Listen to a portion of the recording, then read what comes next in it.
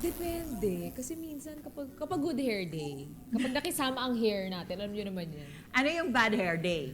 Pag bagong gising, tapos walang ligo, Hair up or hair down? hair down. Talaga ba?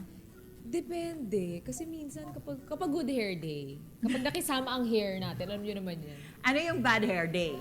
Pag bagong gising, tapos walang ligo, Welcome back mga kaaldab. Ito na naman po ang inyong lingkod, si Mr. Destiny. At ang update nga po natin ngayon ay kila Mengay at kay Alden Richards. Unahin natin tong kay Mengay. Nakakapagtataka kasi pinusto ni Celeste Tobiera.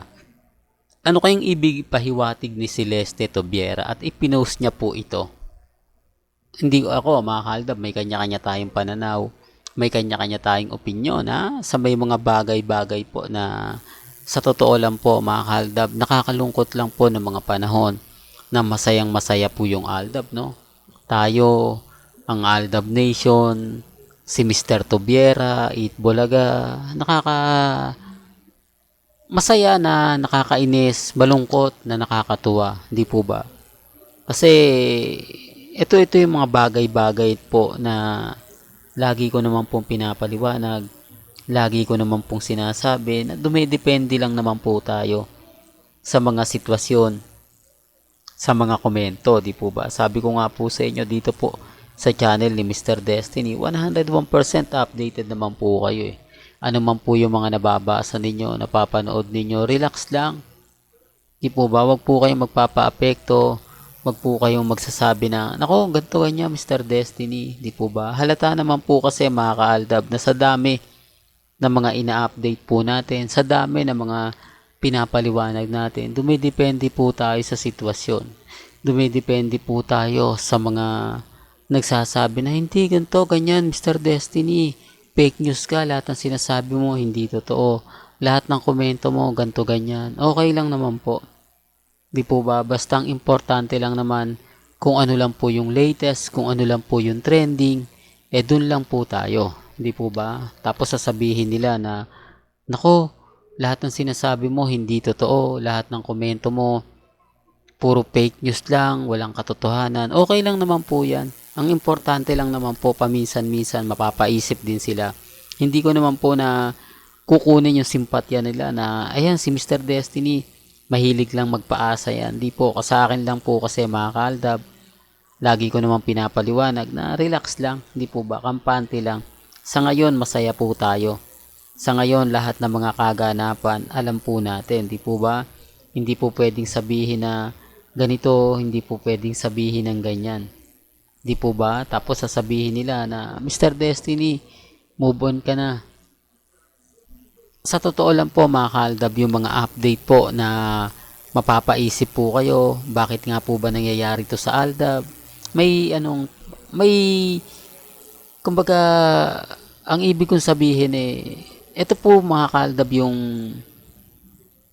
siguro talagang ginawa po ito ng Panginoon para subukin tayo.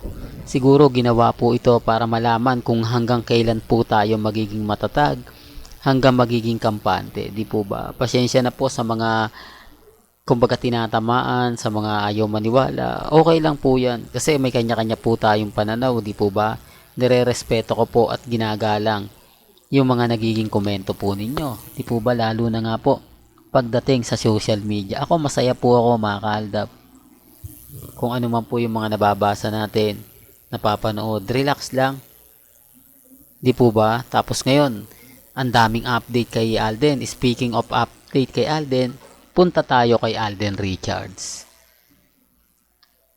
Ito yung pinaka-post po niya mga kaaldab. Post ni Alden Richards na kumbaga nakita natin. Una muna hindi naman post sa kanya yan eh. Hindi siya nag-post niyan o nirepost lang po ni Alden. Kaya nga po kinuha natin eh. Tapos yun, naispatan natin ito yung post ni Alden Richards na nirepost din po.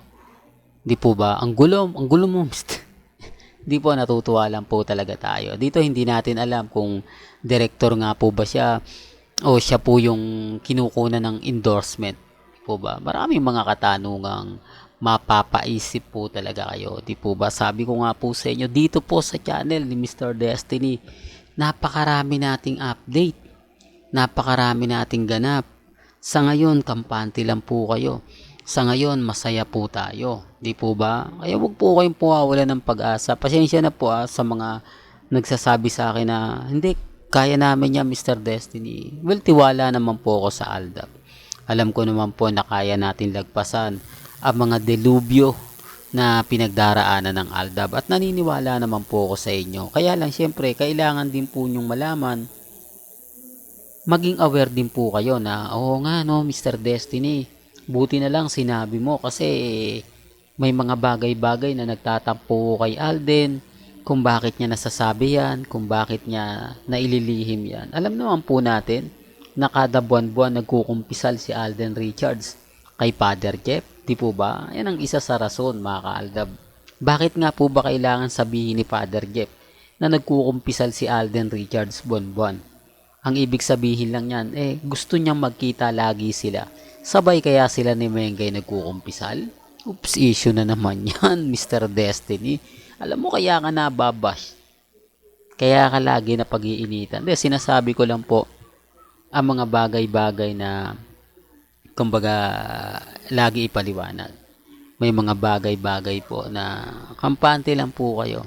Masaya po ako dahil wala naman pong pinopost ni Mengay na pumapabor sa kanila. Wala naman pong ibabato sa akin kasi syempre kapag may post, idadali nila sa page ko yan isasampal sa akin yan. Ito post. Ngayon wala di po ba? Sino ngayon ang asar? Sino ngayon ang napipikon? Alam nyo sa dami ng comment sa Facebook sa akin, grabe. Kita nyo naman yun yung views doon. Mas marami kasi viewers doon hindi kaysa po sa YouTube. Di po ba? Kita nyo naman po YouTube natin. Nasa 2,000, 1K sa Facebook. Umaabot siya ng 50, 70, 80. Grabe no? Napakaraming nanonood po. Kaya yung komento rin po umaayon sa mga ina-update ko. Yung iba hindi naman masyado nagigets yung pinupunto ko. Pero kung nasa Facebook po kayo, kita nyo ang dami. Di po ba? Totoo to real talk yun. Umaabot nga po ng 70, 80 sa mga video na ina-upload natin. Isang video lang po yun Well, hanggang dito na lang po ang ating latest updates. Kaya kung gusto nyo pa po ng pinaka-latest at sariwang update, abay tumutok lang po kayo dito po sa channel ni Mr. Destiny para updated po kayo sa mga latest at sa mga bagong video po na ilalabas po natin maya-maya lang. Kaya kung bago ka lang sa channel na to at isa kang true-blooded Aldab Nation na nagmamahal po kila Mengay at Isoy, tama po ang channel na pinuntahan mo kaya consider na po kitang bagong subscriber. At huwag mong kalimutang i-share ang mga video po natin sa mga mami, sa mga titas at sa mga senyor. Hanggang sa muli, salamat po sa panonood at pakikinig.